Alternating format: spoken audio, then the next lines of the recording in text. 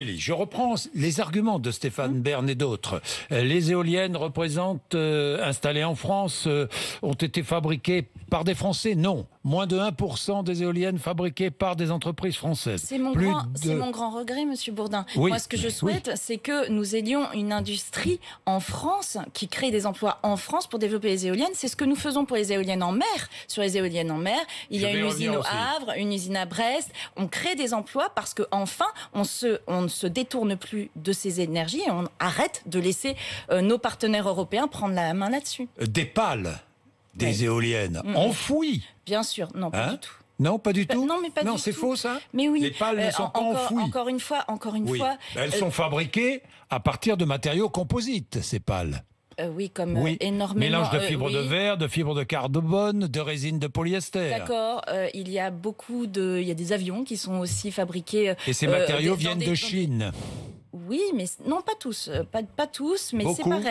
C'est pareil. Encore une fois, à force de ne pas vouloir investir dans ces technologies, eh bien, on laisse les autres pays le faire. Et quand on voit les projections que nous avons, notamment les projections de l'Agence internationale de l'énergie, donc des gens sérieux qui sont reconnus internationalement, qui nous disent dans 20 ans, il faudra qu'il y ait 90% de renouvelables. Et eux, d'ailleurs, disent qu'il faut aussi 10% de nucléaire. Donc, c'est pas une opposition nucléaire renouvelable, même si certains voudraient nous dire qu'il faudrait faire 100% de nucléaire en France. Ça n'a aucun sens. On ne peut pas faire... c'est très dangereux de dépendre d'une seule source d'énergie. Donc quand l'Agence internationale de l'énergie nous dit ça et nous dit que dans les projections, les coûts de production des renouvelables seront d'ici 2035 3 à 4 fois moins chers que le nouveau nucléaire. Est-ce que en responsabilité, il faut qu'on se détourne de ces énergies, qu'on propose aux Français un seul type d'énergie et que en 2035, nos voisins nous disent nous on a une électricité beaucoup moins chère et tant pis pour le portefeuille des Français. Quand des éoliennes sont installées près de la Sainte-Victoire, ça bousille le paysage. Pourquoi? Alors là, Stéphane Bern pose une bonne question, il n'est pas le seul encore une fois. Pourquoi s'il n'y a pas d'éoliennes en ville?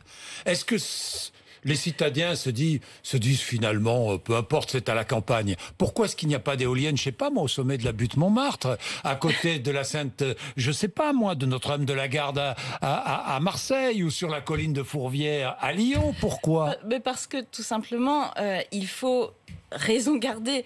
Vous avez raison. Vous avez raison sur le fait qu'il puisse y avoir des inquiétudes légitimes sur l'implantation des éoliennes, sur où on les met et sur quelles sont les règles pour ça. Il peut y avoir des endroits, je vous dis que moi je suis de la Somme, dans certains endroits, il y a légitimement un sentiment d'encerclement qui peut être ressenti. Donc face à ça, on peut soit s'énerver, soit essayer de trouver des solutions. Et moi, c'est ce que j'essaye de faire. La semaine dernière, moi, j'ai envoyé une circulaire à tous les préfets pour leur dire, écoutez, maintenant, ce qu'il faut, c'est faire une cartographie pour regarder partout dans les territoires où c'est possible de faire des éoliennes et où ça n'est pas possible, au regard de questions de paysage, de proximité, par exemple, de lieux remarquables, de biodiversité, parce que c'est important de ne pas être sur les couloirs de migration des oiseaux, par exemple. Ça, c'est une vraie inquiétude et c'est normal.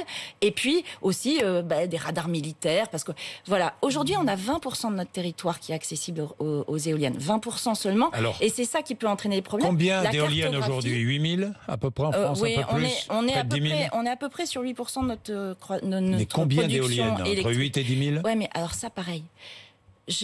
Quoi? Si, parce que plus on avance, moins on va avoir d'éoliennes parce que la technologie avance. Il y en aura combien en 2028? Puisque l'objectif, c'est 15%. La part de l'énergie éolienne dans la production d'électricité française en 2028. Avec la technologie actuelle, il y en aurait plus qu'avec la technologie qui avance. C'est ce que j'essaye de faire comprendre à Xavier Bertrand dans les Hauts-de-France. Oui, parce que Marine Le Pen, Xavier Bertrand et Marine Le Pen, contre. Ils sont contre, sauf que les réponses sont mauvaises. Quand on dit je vais mettre un taux de puissance installée maximum, ça veut dire qu'on s'empêche de mettre moins d'éoliennes mais plus puissantes, ce qui est absurde. Aujourd'hui, on a des technologies qui avancent beaucoup. Moi, vraiment, ce qu'il faut faire, pour trouver des solutions à tout ça. Parce qu'on a besoin du renouvelable, parce qu'on a besoin d'un mix électrique qui soit diversifié. On ne peut pas mettre tous ses œufs dans le même panier, c'est irresponsable.